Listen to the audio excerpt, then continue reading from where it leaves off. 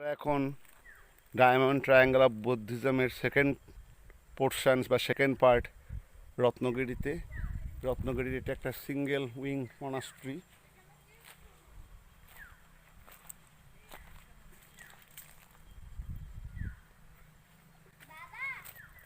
চলুন, সুন্দর প্রাকৃতিক পরিবেশ। এই যে ঘোরার জায়গাগুলি লোক সমাজের বাইরেই থেকে যায়, তার কারণ কমিউনিকেশনের খুবই অসুবিধা এবং ঠিকভাবে এগুলো প্রচারও পায়নি। কাজেই প্রচার বিমুখ এই সকল সব স্তম্ভ চৈত্য বিহারগুলি প্রচারের অপেক্ষায় দিনের পর দিন, মাসের পর মাস, বছরের পর বছর, যুগের পর যুগ কাটিয়ে দিচ্ছে।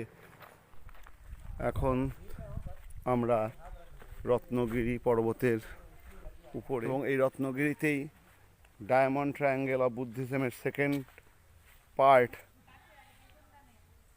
আমরা সেই পার্টের সামনে এক্সক্যাভেটেড সাইট রত্নগিরি। এটি জাজপুর ডিস্ট্রিক্ট, সেই জাজপুর ডিস্ট্রিক্টে।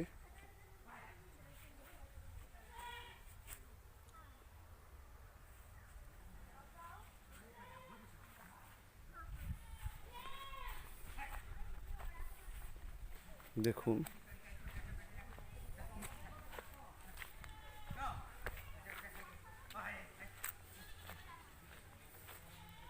একাদশ এবং দ্বাদশ শতকের বৌদ্ধ মনাস্ট্রি এই রত্নগিরি মনাস্ট্রি।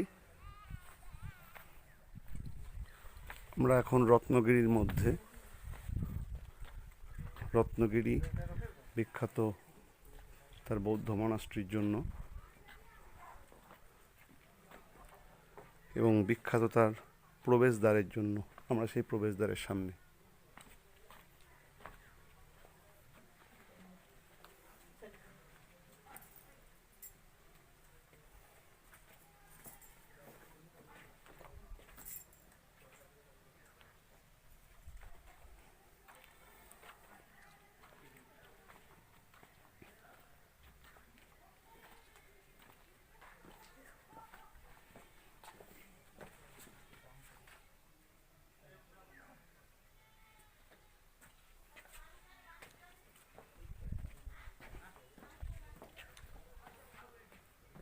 রত্নগিরি প্রসিদ্ধ এই গেটটির জন্য। লালচে বেলে পাথরের মাঝখানে একটি সবুজ রঙের বেলে পাথরের তৈরি এই গেট রত্নগিরিকে অন্যান্য সমস্ত মহাবিহার থেকে আলাদা করেছে।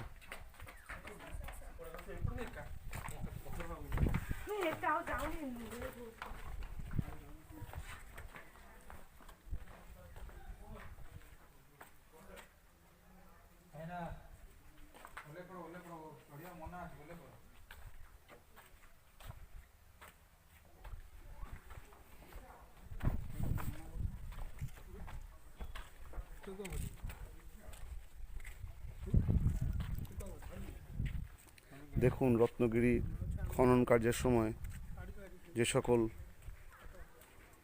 বুদ্ধের রেপ্লিকা বা মূর্তিগুলোকে পাওয়া গেছে সেগুলোকে দেখুন। তার মধ্যে প্রধান হচ্ছে বুদ্ধের এই অবয়ব। এই জিনিসই রাখা আছে ললিতগিরির মিউজিয়ামে।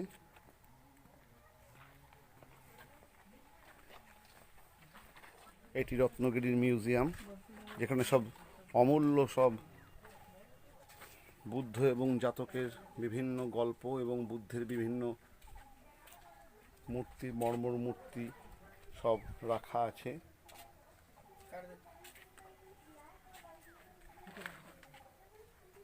যেটা আমরা দেখে এলাম ললিতগিরির মিউজিয়ামে, রত্নগিরিতে সেটাই ওপেন মিউজিয়ামের মধ্যে রাখা আছে, দেখতেই পাচ্ছেন।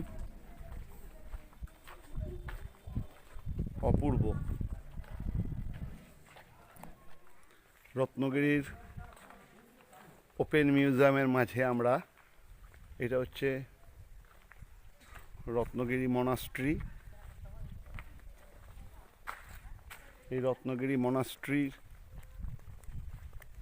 ভেতরে আপনারা দেখছেন বিভিন্ন প্যাভিলিয়ান। রত্নগিরি মনাস্ট্রি ভারতের বৃহত্তম মনাস্ট্রি। বৌদ্ধ মনাস্ট্রির মধ্যে, মানে এক্সক্যাভেটেড মনাস্ট্রির মধ্যে সব থেকে বড় রত্নগিরি। এবং দেখুন কি কি পাওয়া গেছে এই রত্নগিরিতে। এই এই পুরো সম্পূর্ণ এই জায়গাটি, এটা একটা বড় মহাবিহার ছিল যেখানে ছাত্রদেরকে পড়ানো হতো বুদ্ধের জন্ম এবং বুদ্ধের বিভিন্ন বাণী।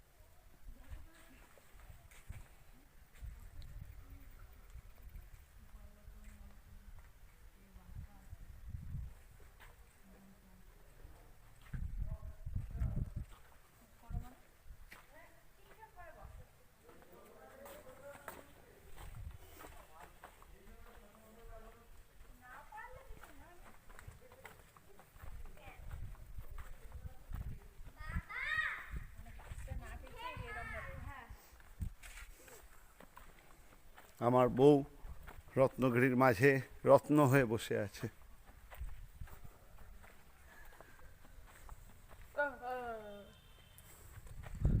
দেখুন এই ছোট ছোট যে ঘরগুলো, এখানে লামারা থাক। সব থেকে যেটি ইম্পর্টেন্ট আর একটা জিনিস দেখুন, এটা হচ্ছে মেন রত্নগিরির যেটা প্রেয়ার হাউস, যেখানে বুদ্ধের একটি বিশাল মূর্তি রয়েছে।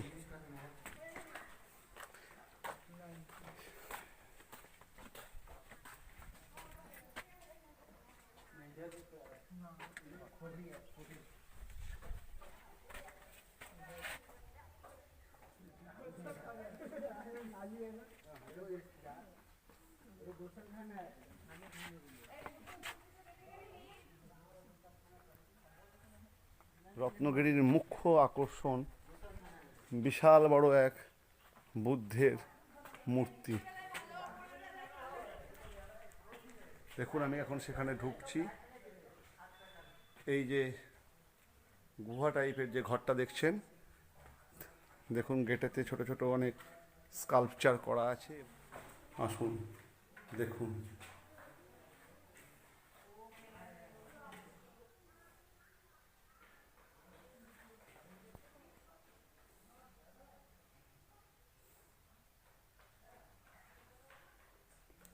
অপূর্ব বুদ্ধের এই ভূমি স্পর্শ করা এই মূর্তি, এর কোনো তুলনা নেই, তুলনারহিত এই মূর্তি।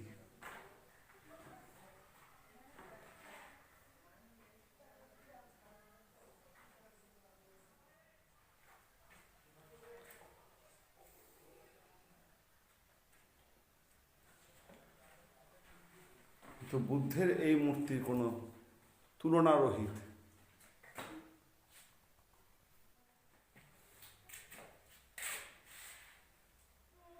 আমরা এখন রত্নগিরির ওপেন মিউজিয়াম কমপ্লেক্সে, যেটা আসলে সব থেকে বড় ধর্মপাঠের জায়গা ছিল, এবং এখানেতেই আপনারা দেখছেন বুদ্ধের একটা বিশাল অবয়ব, বিশাল প্রস্তর নির্মিত মূর্তি রয়েছে।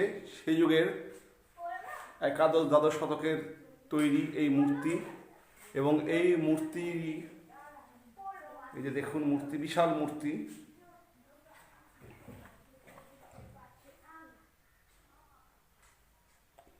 পাশের মূর্তি দুটি পরবর্তী ক্ষেত্রে এখানে নিয়ে এসে বসানো, এখান থেকেই পাওয়া, এক্সক্যাভেটেড এবং নিয়ে এসে বসানো, কিন্তু এই মূর্তিটি এই ঘরের মধ্যেই বিরাজমান ছিল।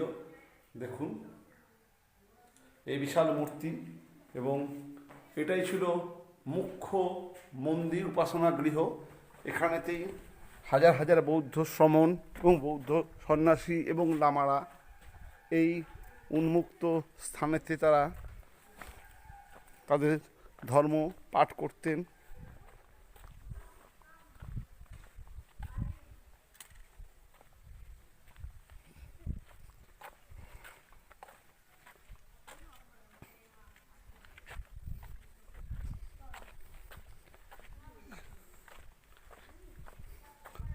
এই যে ছোট ছোট ঘরগুলো দেখছেন, এখানে বৌদ্ধ সমনরা সব যারা শিক্ষা লাভের উদ্দেশ্যে আসতো তারা সব এখানে থাকতো। এই যে ছোট ছোট ঘর, ছোট পুকুরি, বৃহত্তম এক্সকাভেটেড বৌদ্ধ স্তূপ রত্নগিরি।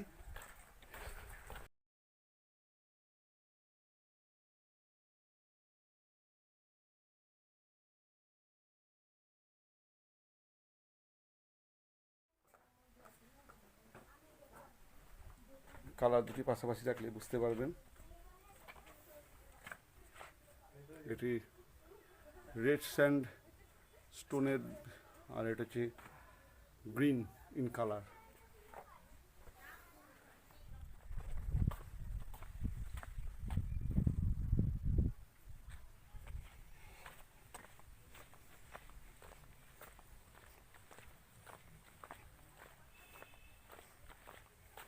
আমরা মনাস্ট্রি 1 দেখে বেরোলাম।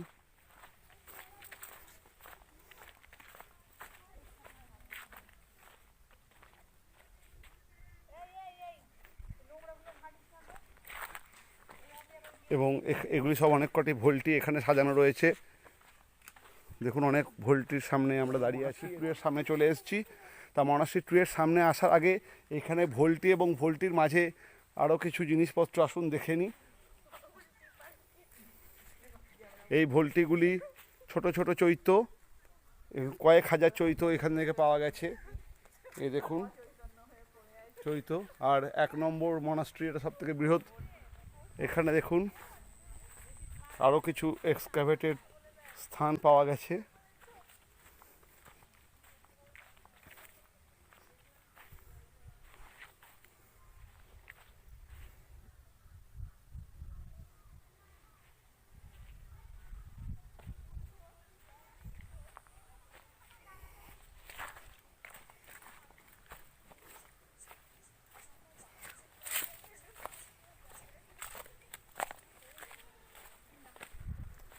আসুন এবার দ্বিতীয় মনাস্ট্রির সামনে যাই। আমরা এখন রত্নগিরির দ্বিতীয় মনাস্ট্রির সামনে। দেখুন দ্বিতীয় মনাস্ট্রিটি, প্রথম মনাস্ট্রি বা সেটা সব থেকে বড়, ঠিক তার পাশেই দ্বিতীয় মনাস্ট্রি, যেখানে বৌদ্ধ ধর্মের প্রাথমিক পাঠ দেওয়া হতো দ্বিতীয় মনাস্ট্রিতে। প্রথম মনাস্ট্রিতে উচ্চ পাঠ দেওয়া হতো। এই দ্বিতীয় মনাস্ট্রি দেখতে পাচ্ছেন।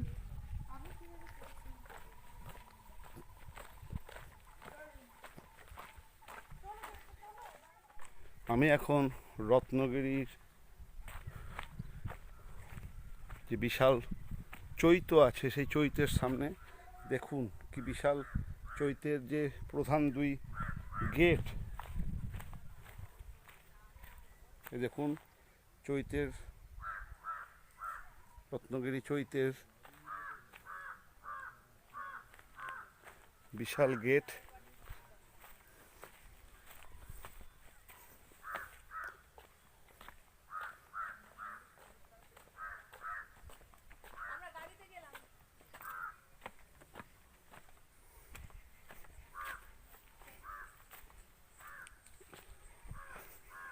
এটি সম্ভবত ধান্য ক্ষেত্র, মানে যেখানে ধান বা খাবার রাখা হতো। আর এগুলি সব ছোট ছোট মন্দির। চৈত্যের চতুর্দিকে বিভিন্ন মন্দির থাকতো। সেই মন্দিরগুলি ভারতীয় বৌদ্ধ ইতিহাসের অন্যতম আবিষ্কার এই রত্নগিরি এক্সকাভেশন।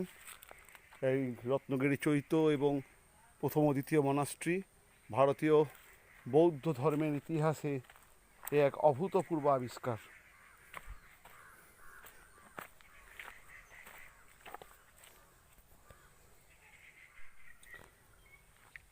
রত্নগিরির বিখ্যাত চৈত্য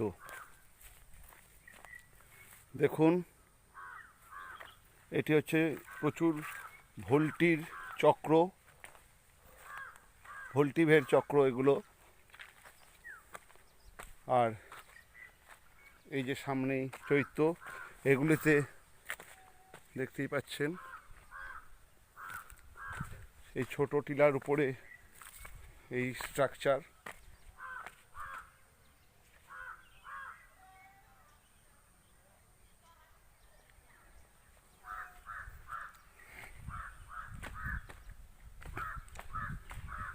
এবং রত্নগিরির এই চৈতই রত্নগিরির শেষ দ্রষ্টব্য। এবার ধীরে ধীরে আমি রত্নগিরি সেরে উদয়গিরির পথে পা বাড়াবো। ঘড়িতে এখন 3:30 বাজে।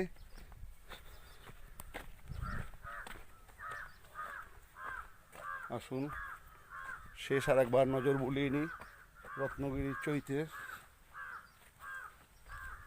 এই চৈতের চারিদিকে এগুলো সব শস্য ভাণ্ডার, এগুলিতে শস্য থাকতো। আর এটি হচ্ছে মূল চৈত।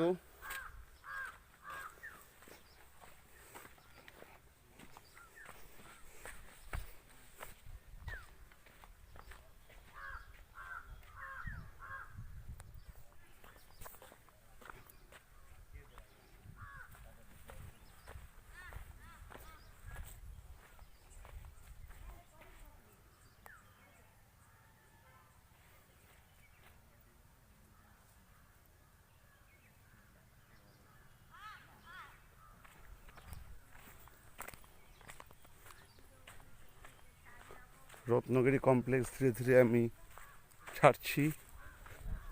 চৈত দেখা প্রথম এবং দ্বিতীয় প্যাভিলিয়নও দেখা হয়ে গেছে।